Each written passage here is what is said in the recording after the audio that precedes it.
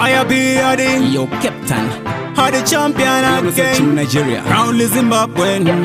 This year mighty. Alright then, okorera katanga rimwe rikapera, vachingola udava chizvinyepera, manje gore rinofila staera, orava rimwe gore brand new staera, takumbotanga zvimwe, ovaya vana melody mamero vazimbandukanda chimwe, rega ndimbovazvimbisa, John Vuliketi mamelody vanotiniwa ngavazandikwatisa, 2021 imawani tonguvazvimbisa, vanondivenga vachaita sei, anofaira saka zvebasa rei, vanondishanda pasina pei, havana dhoneni saka vachapinda sei, ovazvimba sevarumwa nenyuchi, naime mazvimba nei, opatani strong filatigong, orava rimwe gore brand new style, takumbotanga zvimwe, ovaya vana tokanda chimwe, rega ndimbovazvimbisa, John Vuliketi mamelody vanotiniwa ngavazandikwatisa,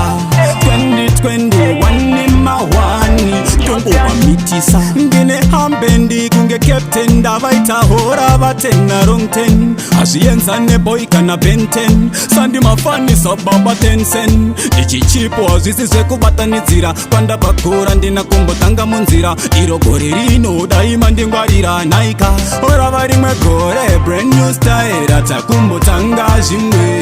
ovaya vana melody mamero vazimbandukanda chimwe, rega ndimbovazvimbisa, John Vuliketi mamelody vanotiniwa ngavazandikwatisa, 2021 imawani tonguvazvimbisa, vanondivenga vachaita sei, anofaira saka zvebasa rei, vanondishanda pasina pei, havana dhoneni saka vachapinda sei, ovazvimba sevarumwa nenyuchi, naime mazvimba nei, opatani strong filatigong, orava rimwe gore brand new style, takumbotanga zvimwe,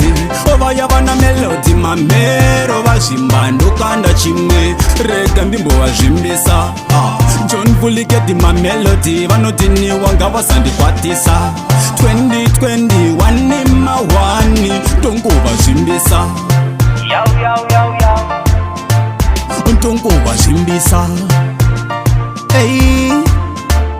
antonguvamitisa,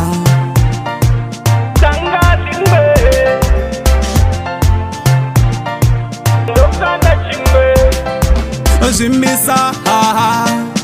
mamelody vanotiniwa ngavazandikwatisa, champion boy ayo mokan.